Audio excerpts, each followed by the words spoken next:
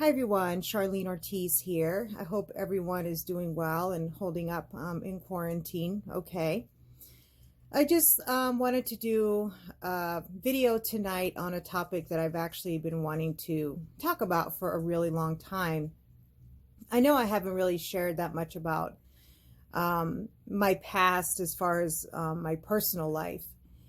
And there's definitely a lot of stories that I do want to share about experiences that I've been through and things that I've done, things that I've learned, mistakes that I've made, and what I've learned from it. But I wanted to share like a very important part of my past that was a very huge learning experience for me. And I'm sorry the lighting's not that great out here, but this is kind of the best place for me to film this right now where I can not be disturbed or disturb anybody. But I was a member of a cult for several years. And I just wanted to share, first, obviously, my experience being in this cult and what motivated me or what made it easy for me to get involved in a cult. And just talk about my religious past, a little bit about my childhood, my upbringing, what have you, and just different things, that you need to look out for, especially if you're somebody who's young and, just learning things about life and things about yourself. And if you're starting to get involved, with a group of people or a church, just things that you need to look out for. Now this church wasn't a cult in the sense that the Warren Jeffries, Mormon church was, or the Jonestown, or it wasn't a cult in that sense, but more like I guess how an MLM would be, more like that. They manipulated me, and they manipulate the members emotionally and with guilt and what have you. So. I'm probably going to do this video in several parts as well, because there's definitely a lot that I want to talk about and a lot that I want to share, because this was such a big part of my life, and a part of my life that I do have a lot of good memories, but I also do have bad memories, but just a huge part of my life that's kind of shaped me into the person that I am today. Well, first I'm going to talk a little bit about my upbringing, particularly my religious upbringing, which is what motivated me to join this cult. At the time, of course, I wasn't aware that it was a cult. But I was raised very, very religious. I was raised in a very fundamental Christian Baptist church in Boston, and they were very orthodox. They certainly had very strong, firm religious beliefs, to the point where they believed that it was actually a sin for women to wear pants. I did go to a private school that was held by the church for several years, from third grade until sixth grade, until we moved to Ohio, and I went to junior high and high school and a public school in Ohio. But we did go to attend a private school in this church for several years. My experience in this church was not all bad. In the Baptist church, it wasn't all bad. We definitely had a lot of great relationships.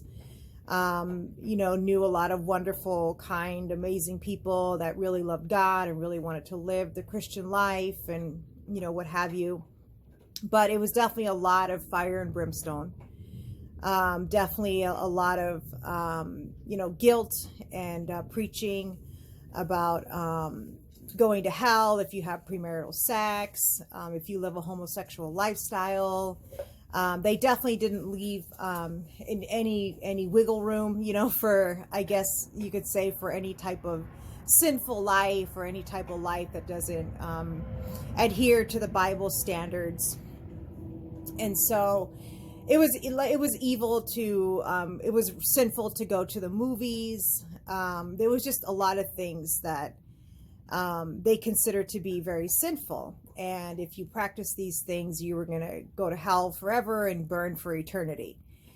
And so a lot of my belief in God and my desire to follow the Bible came from guilt, at least when I was growing up, and even into my 20s and my 30s. And I think that that could be, I guess you could say that that's true for a lot of people that are very religious, that a lot of them are driven by guilt because they don't want to go to hell. They're driven by fear. A lot of people that are homosexual will suppress, their true feelings of what comes natural to them because of their fear of going to hell and, what have you. So, I definitely, I don't practice any type of religious, belief anymore. I certainly don't have the same, I guess, faith, in the Bible, in God, at least not the way that I was taught about God. I don't have that same faith anymore. And I'm okay with that. I'm okay with that. And a lot of it, is because I educated myself, by learning the history of religion in the Bible, but I'll talk a little bit more about that later. So anyway, I was raised with very strict religious beliefs. Well, when we moved to Ohio, we kind of started to stray away from that. My mom did try to get us to go to church regularly, and we would still go sometimes, but we didn't really, it wasn't, we weren't as committed and as devoted as we were when we were living in Boston. Now, one good thing I will say about the church that I was a member of in Boston is when I was going through my pancreatic surgery, my partial pancreatectomy, the members of that church were incredibly supportive and really provided a very strong support system for my parents and for my family. So that's one thing that I'll always be very grateful to them for.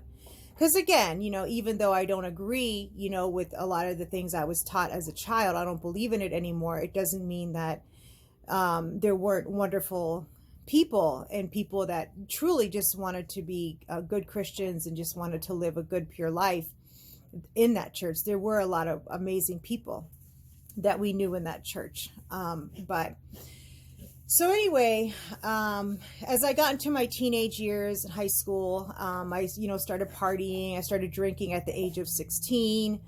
I started going to clubs with my friends and just, really wanted to party. And then I moved out of the house at 19, continued my partying. It actually got even worse. I partied really hard from between the ages of 19 to 22. And I'll do a story time on those times of my life another day, but just to make a long story short, I moved to California. Actually, no, I moved to Vegas when I was 20 years old. I only ended up living here for a few months, and then I left and went to California and to the Bay Area, and I lived the next 8 years of my life there. And that was where I started attending this church or this cult. So at the time, again, I had also started skydiving, and with skydivers are very much a party culture, very, very much so. They are people that party hard. They're very eccentric people. And I did that for a year and a half. I packed parachutes to make money, and I traveled across the country doing it. It was actually pretty amazing. And again, I'll talk more about that in another video someday. But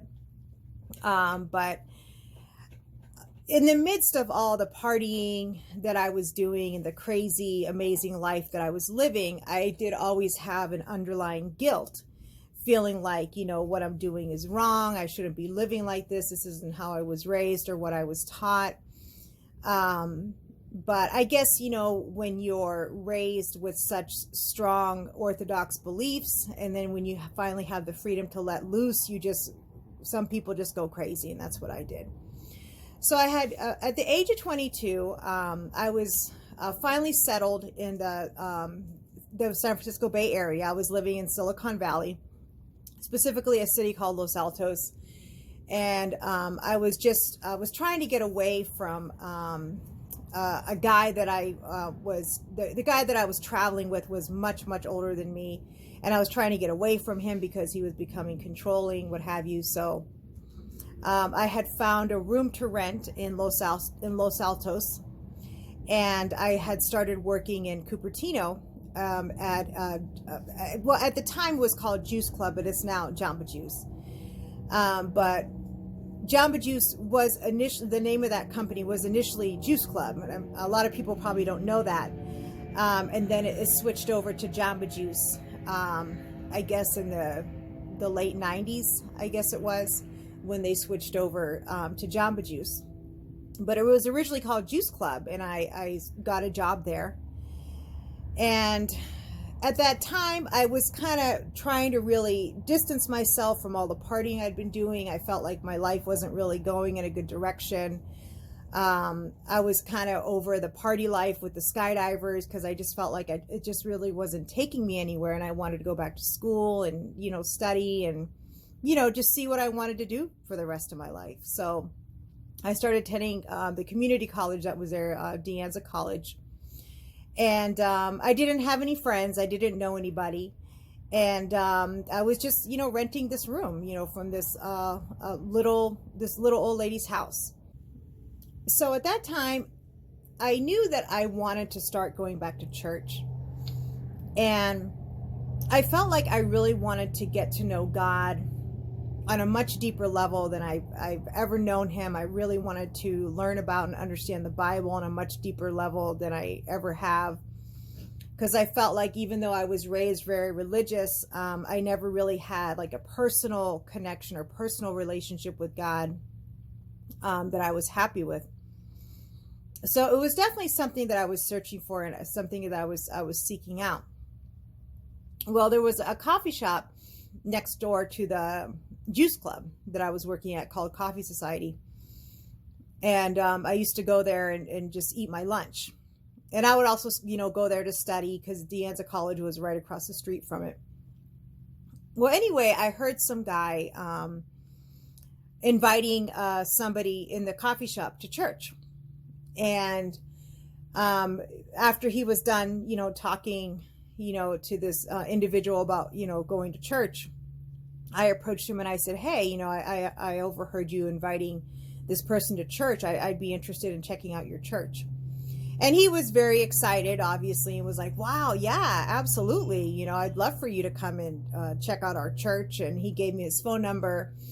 And he said that their next service was going to be on Wednesdays because they had service on Sundays and they had service every Wednesday night. And so I was like, okay, great. I'd love to come this Wednesday. So I called him. I think it was like either Tuesday or Wednesday morning or whatever. And I said, hey, it's that girl you met at the coffee shop. I was wondering if I could go to church tonight. And he was like, oh, yeah, absolutely. Let me, because at the time I didn't have a car. I rode my bike everywhere, when and I did that for a long time when I was living in the Bay Area. And so he called me back and he was like, yeah, I can't believe this, but I'm not able to find you a ride to go to church. And so I was pretty bummed about it, but I was like, okay, well, maybe next week or whatever. And I think there was a reason I couldn't go on that Sunday. I think I had to work or something, but there was a reason I couldn't go.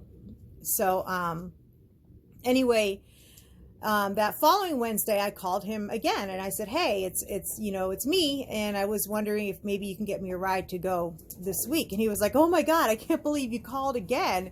He's like, I'm going to find you a ride. He's like, I don't care if I have to give you a piggyback ride to church. I am finding you a ride to church tonight. I said, okay, fantastic. So he did. And a woman picked me up named Annette. She picked me up and brought me to my first Wednesday night service. And I really enjoyed it. The people were very friendly, very nice. And the church didn't have a building. And I still don't think it does, but it rented like hotel conference rooms and stuff like that, in order that was where they held their services, but they didn't have like a building, that was dedicated, to their church services. So the service was at a hotel in a city called Foster City. And again, I did enjoy it.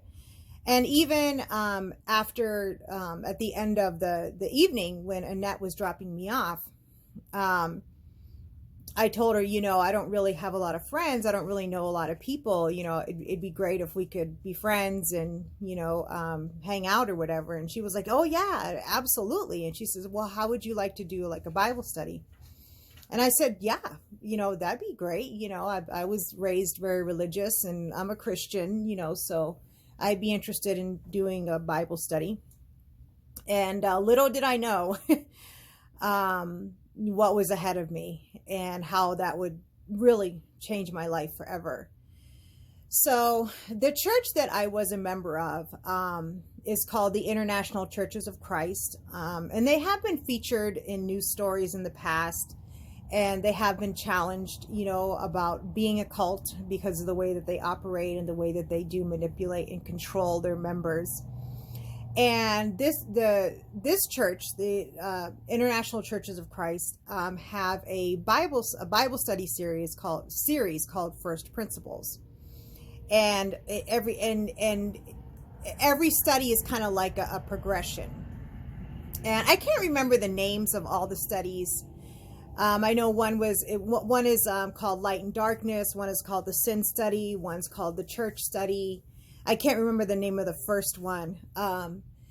But every Bible study is a progression, where the first thing they try to do is convince you that because you're not a part of their church, that means that you're not a Christian.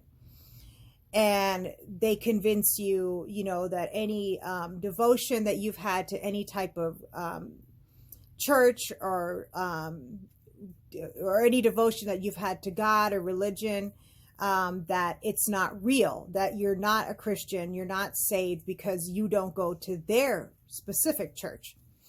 And that is the first red flag in any church. If they try to say that they are the only church, the only organization that you have to be a part of in order to make it to heaven, that's a huge red flag.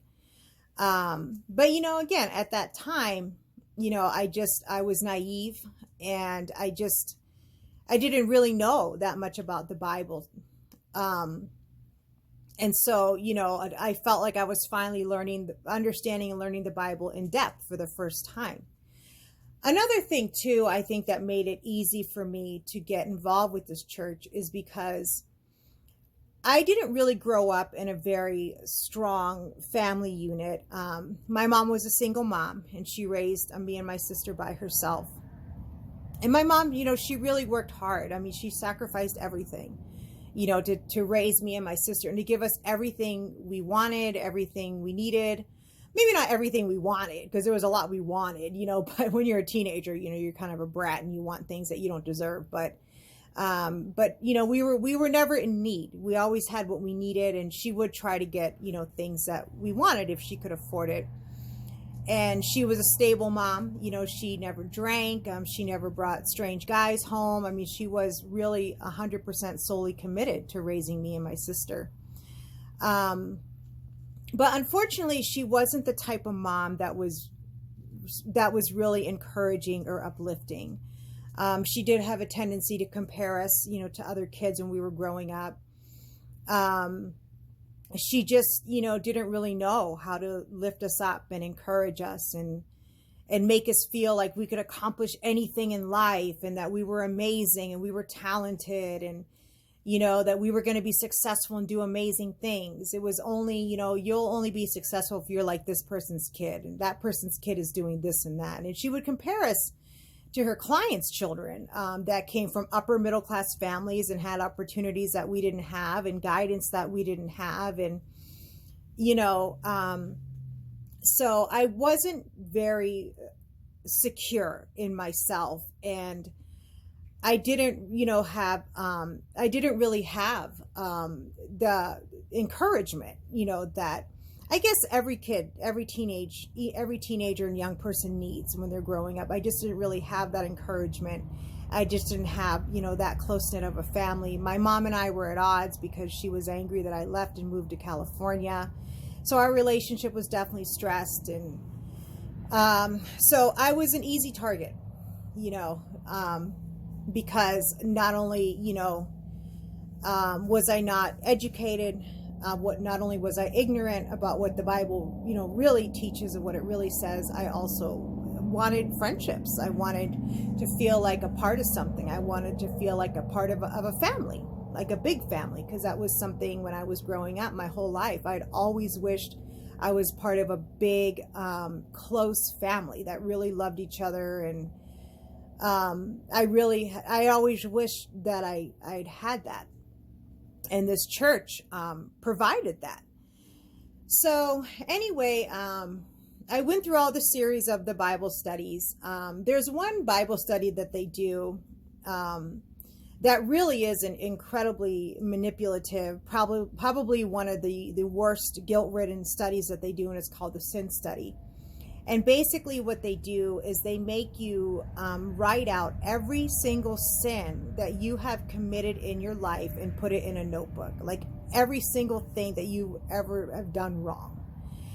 And then you bring it to your next Bible study. And in the Bible study, there's always at least 2 other people there. There's at least 2 other women. And if you're a man, just 2 other men. It's sometimes more than that. Sometimes it could be a group of even 3 or 4 people there. So the Sin Study is a very manipulative study because they basically want to guilt you into feeling like a horrible person, that you are indebted to God, because of all the sins you've committed, that you're destined to hell, that you need to make drastic life changes or you're going to suffer for eternity, and you need to feel incredible guilt, so that way you can be fully committed to God, but really fully committed to the church. But they say committed to God, but really what they mean is committed to their church. And in the church study is where they convince you that their church is the only church. And they basically find certain scriptures, take them out of context, and manipulate it in such a way to convince you that their church is the only church. And so if you want to go to heaven and you have to make God happy. If you want to make God happy, you have to be a member of this church. If you want to be a member of this church, you have to do everything that we tell you to. Another thing that they teach you is that your whole life revolves around the church and what the church wants you to do and what the church needs from you. But again, they replace the word church with God, trying to convince you that it's God that wants you to be committed and to do these things, not the church, not the leaders. The leaders are being led and inspired by God. So to disobey a leader is disobeying God. And that's how they control and manipulate you. So anyway, so it took me, I guess a couple months, to get through all the studies, because I was kind of stubborn. I am a strong-willed person. There were certain topics that were difficult for me to talk about and let go of, or whatever. And then one thing that they strongly believe in is that you need to be baptized to be saved. And so on a Easter Sunday, at the age of 22, I got baptized, during a church service. And so now was officially saved. I'm officially going to heaven. I'm officially a member of this church. At the time, I was very excited about it.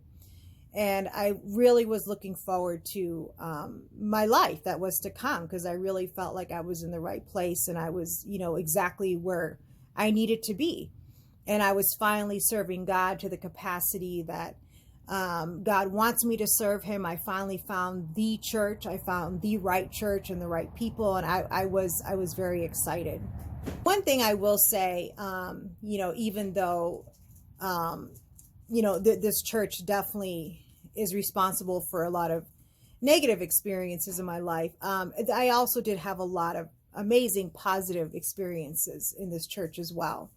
I made a lot of amazing friends.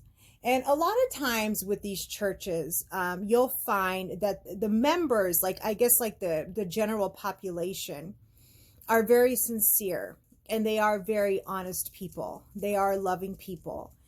And it's not their intention to manipulate or control you, like just the general population. because they're all under the same spell. They're all being controlled and manipulated the same way. It's the upper leadership that is evil and manipulative and controlling. They're the ones that are responsible, for just a lot of the damage, the emotional damage, and the hurt that they cause. And damage that for some people it takes years for them to overcome, years of therapy and emotional healing, and just being able to move on to a normal life. I do feel lucky that I didn't experience a lot of emotional damage in that church. Just a lot of incredible control and manipulation, which, I mean, I guess you could say is emotionally damaging, but there are some people that have stories being members of this particular church, and of course a lot of other cults, but with this particular church, that have stories that are a lot worse than mine, and experiences that were a lot worse than mine. The particular church that I went to, the San Francisco church, was led by a couple, Russ and Gail Ewell, and the church is divided into different sectors. There was like the Silicon Valley sector, the San Jose sector, and then there were sector leaders, and then there were house church leaders under the sector leaders. So it was like the sector leader was would be the leader of the, like, say there's the Mountain View sector. Would be led by one leader, or by a couple. It was always a married couple that led these sectors. So say the Mountain View sector was led by a couple, and in that sector there would be leaders of smaller groups that would be they would be called like house church leaders, and that would be like groups of maybe 4 or 5 families. And so and then the lowest level was just basic member. You were also assigned what was called a discipler when you were part of this church. And this was somebody that you answered to, somebody that you met with once a week to talk about how you're dealing spiritually, to confess your sins to, someone that's there to kind of put you in check and make sure that, that you're following the scriptures, to the extent that you need to make sure you're committed to the church to the extent that you need to be. And another thing that the church taught, that it was an absolute sin to skip a church service, that you needed to be 100% committed to every single church service that they had, and every single church event that they have. You couldn't be scheduled to go to work. You couldn't have a class.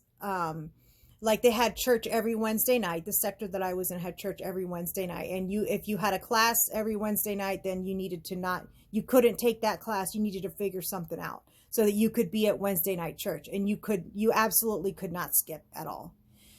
I remember one time my mom had come to visit me, and they were having a church event like on that Friday. And it was an event. It was one of like the, I guess, outside events that they had, because they would have the regular Sunday and Wednesday church services, and then they would sometimes have special events. And this is one of the special events they were having. It was on a Friday.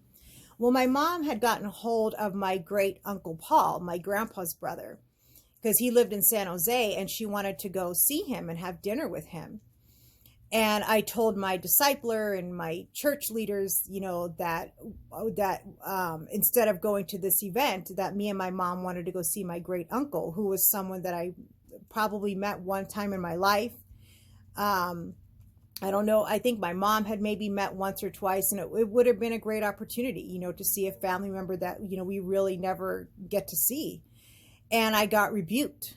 And for those of you that aren't religious, like when the word rebuke means to scold you, they scold you and discipline you and yell at you and manipulate you and guilt you and just make you feel horrible. That's what like a rebuke is. So I got rebuked, and they said, you need to show your mom that you're committed. This church service is more important than going to see your uncle. And, she needs to see your full commitment to this church, and because she needs to see, what a true Christian how a true Christian lives their life and how committed you are, and you need to stand up to her, and, blah, blah, blah. Well, anyway, we ended up, and I felt horrible about it. I really did. Even though, they were telling me, that going to see my uncle was the wrong thing to do and coming to church was the right thing to do. I felt horrible dragging my mom to this church service as opposed to going to meet my uncle. And to this day, I've never felt right about that. To this day, I regret that decision, but that's how they were. If you went out of town, if you're going on vacation somewhere, you were required to find a church in that city, in that area, because it's an international church, International Churches of Christ. They have churches all over the world, unfortunately, but you were required to find a church service no matter where you were, no matter where you were vacationing or going out of town for business or what have you. And so, again, you were just, you were basically just chained to this church once you joined. And your whole life, everything about your life had to revolve around the church. And again, they justified it by saying that, you're serving God, your life revolves around God and serving God, when really it was just about recruiting members and bringing more members in so that they could bring more money in and more tithing into the church. And one thing that's very hypocritical about this church, and I saw this especially when I was in LA, but one thing that's very hypocritical about this church, one thing they teach in the book of Acts, and they use this scripture to manipulate you. They talk about how everybody met together, regularly in fellowship, and everybody sold what they had and gave to each other as they had need. And so based on that scripture, nobody in the church should struggle financially while somebody else in the church has a lot of money. If one person in the church doesn't have a car and has to take the bus and somebody else has two cars, then you need, based on that scripture, the person with two cars should give up a car and give it to the person without a car or whatever. And that was not at all the case. The leaders of the church definitely lived very well. They didn't live extravagantly. They weren't living in big houses, or not big fancy houses. I mean, nothing that was like that, that would bring too much attention. But they all lived very comfortably. None of the leaders of the church struggled financially, for sure. But there would be people in the church that did really struggle. People that had to go on welfare. People that, were single moms and had a hard time, taking care of and, feeding their children. And that philosophy, as far as making sure that everybody had what they needed, certainly did not apply in this church. And so that was obviously just another red flag, of course. But again, at the time, a lot of things that I saw that I didn't think were right, like in my subconscious mind, I kind of knew weren't right. If we questioned it, we would get rebuked for not having faith, that we don't have enough faith. You don't question a leader. You don't question somebody that's above you. You don't question their decisions. You don't question the time requirement and commitment that they have of you.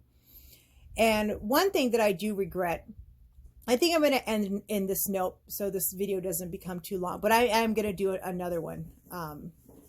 I'll probably film it in the next day or two after this. But one thing that I do really regret is when I was going to that church, I was also in school. Before I became involved in the church, I was actually doing very well in my classes. I was getting A's and B's because I didn't really have any friends. I didn't really do anything socially, so I just committed all my time to my studies. And at that time, I wasn't sure what I wanted to do. I was thinking about maybe going into psychology. I just wasn't really sure. and I was doing well.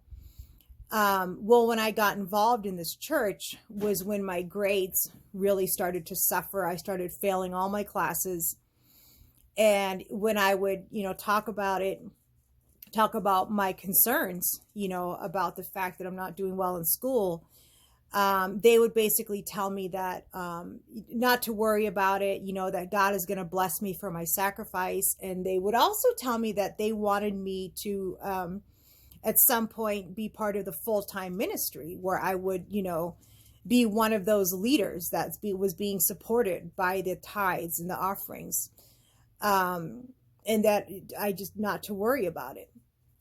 And that is one big regret that I do have, but again, because I wasn't really, I didn't really have a great, strong family unit. I didn't really have a lot of emotional support. This is where I got it. This is where I went to seek it.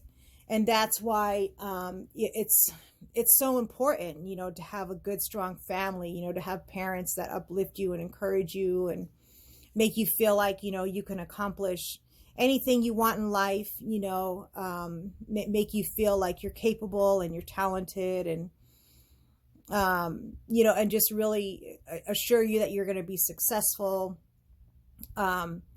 It's so important, that everybody gets that type of encouragement and support when they're growing up. Because if you don't, you're going to seek it out somewhere else, and you might find it somewhere, where, or you might try to find it through someone or somewhere that's going to manipulate you and, end up being an abusive situation. But so I'm going to end on that note, guys. The next video, I'm going to talk more about like specific experiences that I had in that church, specific things that I saw, that were wrong. And again, things that everybody needs to look out for in any type of church or group that, they're a part of or considering being a part of, just a lot of the things that you need to be aware of so you don't end up, getting controlled and manipulated. But all right, guys. So that's it. Hope you enjoyed this video and my story so far. And hope everybody, stays safe and stays healthy, continues to practice social distancing and protecting yourself, during this time. And hopefully, that we're going to see an end to this. Hopefully in a month's time, things will start getting back to normal, so. All right, guys, remember, take care of yourself, protect yourself physically and emotionally, and don't forget, your health is your most valuable asset. Invest in it. Bye-bye.